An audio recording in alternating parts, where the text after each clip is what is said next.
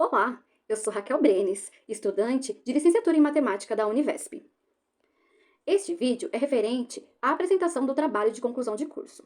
O nosso grupo é composto por 8 integrantes. O nosso trabalho é intitulado como a criação de um jogo de modo offline que permita a versatilidade de atuação do professor de matemática. O objetivo do nosso trabalho é explorar as contribuições da gamificação como metodologia ativa para a formação dos professores e contribuir para a educação dos discentes, em especial no 9º ano. O ensino da matemática na educação contemporânea, não só da matemática, os demais componentes também, eles urgem por mudanças. E grandes são os desafios da educação básica para acompanhar todas essas transformações, principalmente na área tecnológica. E sabemos que, quando bem escolhidos, as metodologias de aprendizado podem melhorar a aprendizagem através de desafios, recompensas, despertar maior motivação, engajamento e iniciativa dos alunos. Colaborando assim com o desenvolvimento e a participação, além de oferecer estímulos externos, ajudando no raciocínio lógico, no processo de aquisição de conhecimento, o reforço, assimilação do conteúdo, tornando o aluno, assim, protagonista do seu aprendizado. E a preparação deste trabalho visa melhorar as interações professor-aluno, professor-disciplina, para a exploração em salas de aula de matemática. Porque não é só colocar um jogo ali no meio da sua aula, mas sim fazer conhecido de todos qual é o objetivo dessa metodologia ativa escolhida. Sendo assim, trará um grande ganho, um ganho significativo a todos os envolvidos. O grupo, na parte de fundamentação teórica, o grupo falou primeiramente sobre tecnologia e educação. A tecnologia, ela desempenha um papel fundamental em praticamente todos os aspectos da nossa sociedade. E com a educação não seria diferente. As TICs, tecnologia de informação e comunicação, elas podem estar alinhadas ao processo de solidariedade horizontal, que predominam os comprometimentos com os valores democráticos, a compreensão do papel social da escola e o contexto sociopolítico, cultural e econômico, com valorização das diferenças, bem como articulação desses fatores na prática pedagógica dos professores. Além de falar sobre a tecnologia da educação, também falamos sobre as metodologias ativas de ensino. Metodologias ativas de ensino é uma mudança no processo de ensino-aprendizagem que busca romper com a didática tradicional e estimular a interação do aluno no processo de construção do conhecimento. O aluno tem um papel de protagonista do seu desenvolvimento, aumentando seu senso crítico sobre aquilo que é aprendido em sala de aula. Já o professor, ele tem o papel de estimular essa interação, fazendo com que as perguntas que faça o aluno levem ele a estimular, leva ele a refletir sobre a realidade. Entre as diversas metodologias ativas que existem, as principais utilizadas no nosso trabalho são a metodologia de sala de aula invertida, a gamificação e a aprendizagem baseada em projetos. Na metodologia de sala de aula invertida, o aluno ele já vai estudar anteriormente na sua casa o conteúdo que vai ser visto. Dessa forma a gente estimula a aprendizagem dele, a gente estimula o papel ativo dele, porque ele não vai ficar apenas recebendo conhecimento, mas ele vai usar as tecnologias de informação para buscar esse conhecimento. Além da metodologia ativa de sala de aula invertida, temos a metodologia de ativa de gamificação, e ela é a principal metodologia usada no nosso trabalho. A gamificação é você usar o game thinking para estimular o ambiente de aprendizagem. Essa metodologia carrega a vantagem de estimular, ao mesmo tempo passar um sentimento de conquista direcionado à aprendizagem, além de ser um modo natural de aprendizagem para os chamados nativos digitais, que sempre estão jogando. E, por fim, a metodologia ativa baseada em projetos tem como principal função estimular o envolvimento do aluno em atividades em grupo. E aí, isso faz com que as atividades realizadas não seja apenas resolver questão, mas resolver trabalhos em grupos de maneira a ser questões significativas para o estudante. Eu sou Pedro Jovem da Cruz e o objetivo geral do nosso trabalho de conclusão é a criação de um protótipo utilizando PowerPoint e o Excel para a criação de gamificação e a integração de disciplinas e conteúdos programáticos durante a elaboração do plano de aula, trazendo aí para a realidade do aluno tecnologias digitais de informação e metodologias ativas, integrando assim assuntos regionais, contemporâneos, atuais, transformando a aula ainda mais interessante.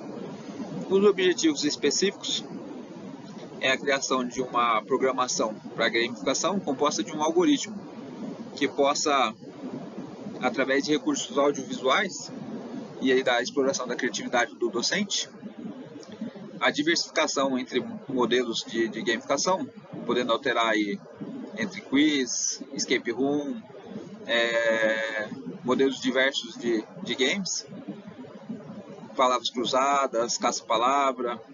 Aí vai do que se encaixa melhor ao plano de ação, plano de aula do docente que ele está elaborando. O protótipo nosso a gente baseou num escape room, que se passa num castelo medieval, e que será explicado a seguir. Olá, sou o Wilton, vou apresentar a história do jogo. A história do jogo ocorre em um castelo, num local não identificado. Nesse castelo mora o matemático senhor Newton Pitágoras, sua família, composta pela esposa, 2 filhos e a filha, que não se importavam com o conhecimento. Com o tempo, o matemático descobre que está doente e a causa dessa doença é o envenenamento causado pelos próprios familiares. Então, ele chama o mago e este prepara uma maldição para aqueles que desejaram a morte do matemático e tranca a fortuna do matemático num baú. Após a morte do matemático, a maldição invade o castelo e começa o jogo. O jogador, ao chegar no castelo, é recebido pelo mordomo, que conta o que aconteceu com cada membro da família. A esposa virou uma múmia, um filho, um vampiro, o outro, um zumbi, e a filha virou uma bruxa. Cada um deles tem uma chave. O jogador precisa escolher um dos 3 caminhos, entrar, resolver as questões e seguir para o outro, até finalizar os 3 caminhos. Após trilhar o caminho anterior com sucesso, o jogador recebe as chaves dos familiares. Em posse da chave, o jogador retorna ao mordomo, que direciona até a sala do baú. O jogador terá sua fortuna, libertará todos da maldição e terá o conhecimento matemático. Nosso jogo foi desenvolvido para que o professor tenha autonomia e liberdade para escolher as perguntas que sejam mais adequadas para o processo de ensino e aprendizagem de seus alunos. Então, a gente disponibilizou uma ferramenta no Excel que preenche as questões, né? A gente colocou aqui no total de 60, em que ele coloca a resposta certa para aquela pergunta e 4 respostas alternativas que seriam erradas. Quando do PowerPoint for gerado, que é onde o nosso jogo realmente está, essas respostas erradas são embaralhadas para não ficar uma geração sempre igual do jogo. E quanto às perguntas, o professor ele tem autonomia de alterar, trocar aqui para a pergunta que seja a mais adequada. Inclusive, a gente dividiu as questões em desafios e missões, que é como o nosso jogo é composto. E aí ele pode, com isso, alterar essa dinâmica e colocando perguntas mais fáceis ou mais difíceis, né? Aumentando a dificuldade dos seus alunos. Né? Ele também tem uma outra liberdade, que é a gente alterar alguns personagens, algumas características do jogo. Então, isso permite que nossa planilha, a nossa dinâmica funcione tanto para matemática como para outras disciplinas. Então, poderia ser trocado aqui o cargo para biólogo, geógrafo, qualquer disciplina. E aí, com isso, alteraria as perguntas e as respostas ligadas a essa disciplina. Quando for colocado apertar o botão gerar PowerPoint, o processo ele vai vir e vai abrir um VBA, né? Na verdade vai executar um VBA que é onde tem toda a nossa programação que a gente fez, buscando do modelo e transpondo todas as informações que estão aqui para o PowerPoint. Né? E como a gente tem um PowerPoint modelo, ele vai ser configurado conforme as informações que estão aqui. Isso dá total autonomia para o professor até criar informações ou PowerPoints específicos, jogos específicos para cada um dos alunos. Bom, passando então aqui rapidinho pelas adequações da apresentação do jogo, né? Nós criamos através do roteiro um modelo no PowerPoint, né? Contendo os personagens, os ambientes, enfim, aqui, ó. Passando aqui dando alguns exemplos, né? Com os personagens, a parte toda dos efeitos sonoros, né? Eu não vou colocar aqui os efeitos sonoros, mas enfim. Para criar, né, o ambiente da história, né? Todo o storytelling, né? Que é exigido aí, né? Ser exigido de certa forma na gamificação, né? Que dá sentido às ações, né? Já que a progressão da narrativa vai atiçando a curiosidade, né? Apresentando um objetivo claro e, né, pequenas metas, né? A gamificação ela pede isso, né? Fazendo, né, que o jogador ele mergulhe no jogo, né? Sem perder o contexto da proposta educativa, que é o foco principal, né? Então, nesse modelo de jogo, foi incluída, né, uma configuração de forma que o VBA, né, ele faz o preenchimento da apresentação no PowerPoint a partir das informações, né, digamos assim, catalogadas na planilha do Excel, né, fazendo a adequação da história com as características das perguntas e os outros dados definidos, né, pelo professor que vai montar o jogo. Enfim, o nosso modelo aqui ele não tem atalhos, né? O que eu quero dizer é que não é possível o jogador avançar no jogo sem responder a pergunta que estiver na tela, né? Só clicando no ESC é que ele consegue sair do jogo sem completar a sequência das perguntas.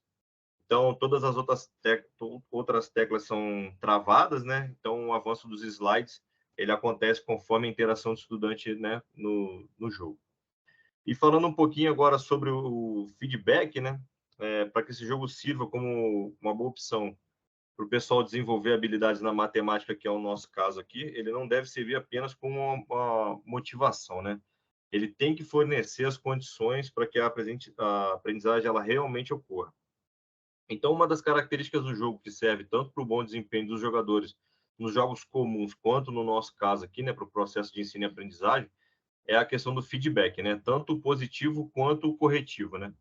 O corretivo, né, ele, inclusive, ele aumenta a autonomia e a motivação de quem está jogando. O pessoal gosta muito, né, de receber um retorno sobre o desempenho, mesmo que ele seja negativo, né?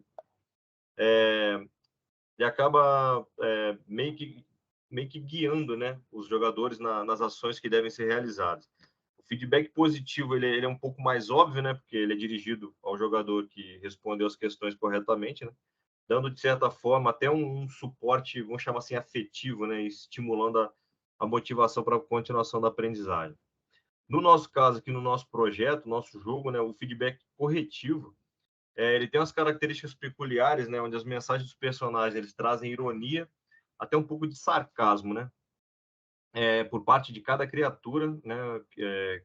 Que se encaixa no enredo do jogo, né? Já que cada criatura quer que o jogador perca e fique preso na mansão, né? Esse é o objetivo não do jogador, mas das criaturas, né? Então, assim, só que mesmo assim, a gente teve a preocupação de trazer uns toques de incentivo, de reconhecimento, né? De capacidade, que seja, mantendo a motivação do jogador para seguir na busca das 4 chaves, né? Que abrem, né, o tesouro. E, por outro lado, nos casos em que o jogador acerta a resposta, as criaturas, né, em contrapartida, elas apresentam um comportamento negativo, né, trazendo toques de humor pelo mesmo motivo, né, de querer que o jogador erre e fique preso, né. Vou pegar aqui uns exemplos aqui, slide 35, né, que ele falando aqui, ó, sinto que você passará a eternidade aqui comigo, né, então ele traz uma certa ironia, né, o sarcasmo, e mesmo quando, aí no caso, né, do acerto, né, aqui o desespero, né, da criatura, né, não é possível que alguém possa ter acertado, né, mas de qualquer maneira, né, ele fala, né, daquela assim, pena que eu não posso fazer nada para impedir, desse jeito terei que entregar a chave a você. Enfim, então dessa forma, o jogo mantém os jogadores motivados, né, mesmo em caso de erro, né, caracterizando essa parte nessa importância do feedback ao longo de todo o jogo, né? Mantendo sempre assim esse posicionamento positivo, independente de como o jogador estiver performando. Tá joia, pessoal? É isso aí, então. Bom, pessoal, ao realizar esse projeto, identificamos algumas limitações. Entre elas, a principal foi o tempo. Tivemos apenas 4 meses para desenvolver esse projeto. E esse tempo foi dedicado exclusivamente para elaboração de roteiro, levantamento de dados, colher informações onde seria aplicado esse projeto. E com tudo isso, não tivemos tempo para aplicar o jogo numa sala de aula. Nosso público-alvo são os alunos de 9º ano e o intuito do grupo é que futuramente esse jogo possa sim ser aplicado em sala de aula, para que com os dados recolhidos a gente possa ter melhorias sobre esse jogo, né? Tivemos também a limitação de figuras, né? Podemos ver que o tema e as figuras escolhidas tiveram um aspecto mais sombrio, o que não é um limitante para o nosso público-alvo do 9º ano, mas que poderia, por se tratar de uma temática mais sensível, ser um limitante sim para outras séries menores, né?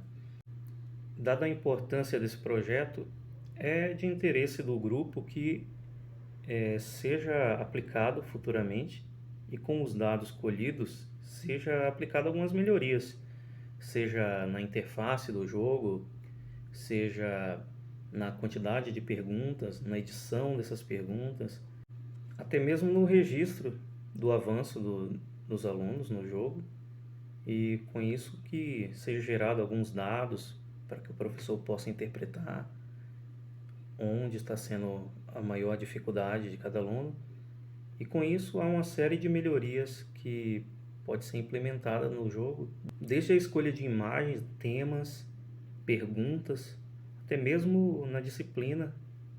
Aqui é um projeto dedicado a perguntas para matemática, mas nada impede que seja executado outros tipos de perguntas, né? Olá a todos, eu sou Bruno Pereira de Abreu e hoje eu vou estar falando um pouquinho sobre as considerações finais do nosso TCC. A gamificação na nossa proposta, ela funcionou como um recurso tecnológico ideal para os educandos visualizassem detalhes que na aula tradicional já não conseguiriam mais ver.